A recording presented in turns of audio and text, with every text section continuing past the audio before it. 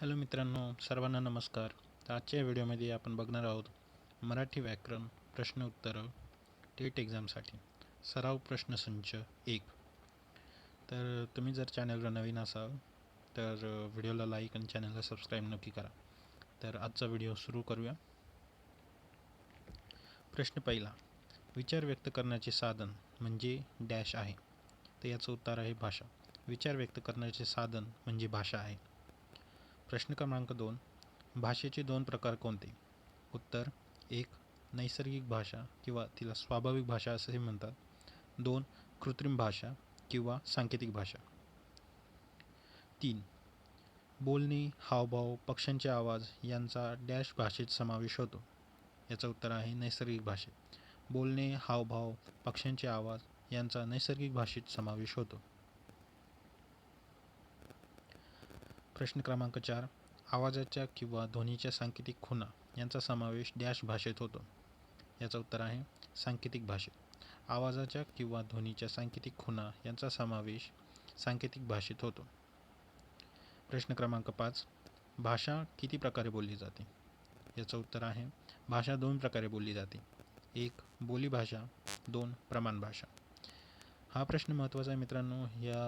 हा प्रश्न परीक्षेमध्ये विचारलाही गेलेला आहे, त्यामुळे हे लक्षात ठेवा. भाषा 2 प्रकारे बोलली जाते, बोलीभाषा आणि प्रमाण भाषा. प्रश्न क्रमांक 6, एखाद्या प्रादेशिक विभागात सर्वसामान्य कळेल अशी भाषा कोणती असते? याचं उत्तर आहे बोलीभाषा. एखाद्या प्रादेशिक विभागात सर्वसामान्यांना कळेल अशी भाषा बोलीभाषा असते. प्रश्न क्रमांक 7, भाषेत साम्यभेद असल्यास परस्पर व्यवहार करताना लोक ज्या भाषिक स्वरूपाचा आश्रय घेतात त्यास काय म्हणतात? तर याचं उत्तर आहे प्रमाण भाषा. भाषेत साम्यभेद असल्यास परस्पर व्यवहार करताना लोक ज्या भाषिक स्वरूपाचा आश्रय घेतात त्यास प्रमाण भाषा असे म्हणतात. प्रश्न क्रमांक 8, मराठी भाषेचा उगम कुठून झाला आहे? याचं उत्तर आहे संस्कृत. मराठी भाषेचा उगम हा संस्कृतपासून झालेला आहे. प्रश्न क्रमांक 9, भाषा हा शब्द डॅश या संस्कृत धातूपासून आला आहे. याचं उत्तर आहे भाष. भाषा हा धातू भाष या संस्कृत धातूपासून आलेला आहे. प्रश्न क्रमांक 10, भाषचा अर्थ काय होतो? याचं उत्तर आहे बोलणे किंवा बोलण्याचा व्यवहार करणे. भाषचा अर्थ होतो बोलणे किंवा बोलण्याचा व्यवहार करणे. प्रश्न क्रमांक 11, मराठी भाषेची लिपी कोणती आहे? याचं उत्तर आहे देवनागरी. मराठी भाषेची लिपी ही देवनागरी लिपी आहे. हा प्रश्न खूप वेळास परीक्षेत विचारला गेलेला आहे, त्याच्यामुळे हाही लक्षात ठेवा. सोपा प्रश्न आहे. प्रश्न क्रमांक 12, देवनागरी लिपी कोणती लिपी आहे? देवनागरी लिपी ही कोणाची लिपी आहे?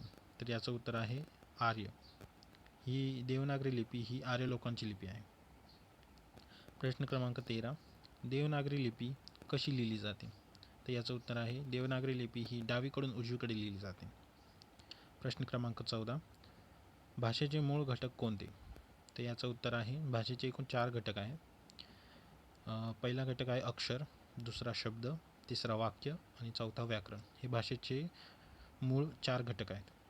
प्रश्न क्रमांक 15, आवाजाच्या किंवा ध्वनीच्या प्रत्येक सांकेतिक खुणेला डॅश असे म्हणतात. याचं उत्तर आहे अक्षर.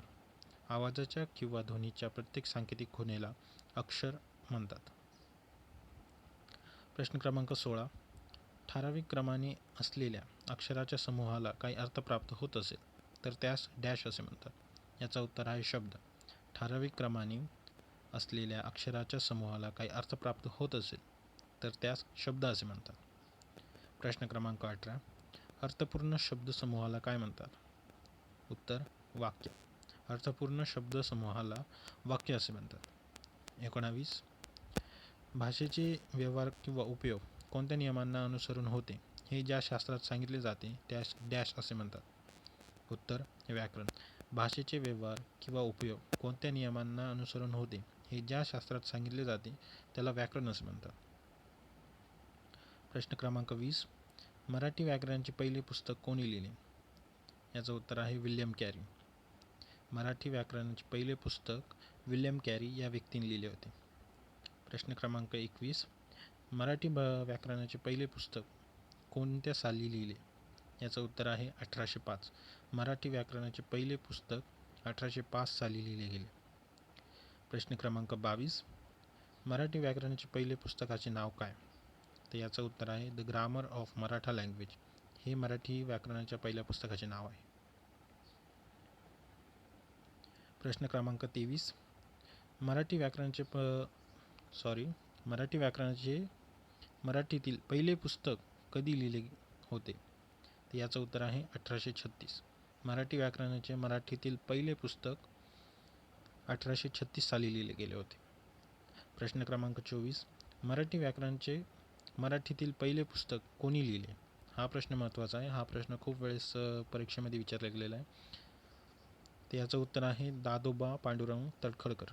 मराठी व्याकरणाचे मराठीतील पहिले पुस्तक दादोबा पांडुरंग तळखरकर यांनी लिहिले. प्रश्न क्रमांक 25. मराठी भाषेचे पाणिनी कोणाला म्हटले जाते? तर याचं उत्तर आहे दादोबा पांडुरंग तळखरकर यांना मराठी भाषेचे पाणिनी म्हटले जाते. हा प्रश्नही परीक्षेत खूप वेळेस विचारला गेलेला आहे. प्रश्न क्रमांक 26. मराठी व्याकरणाचा चिकित्सक व तर्कशुद्ध अभ्यास कोणी केला? याचं उत्तर आहे मोरो केशव दामले.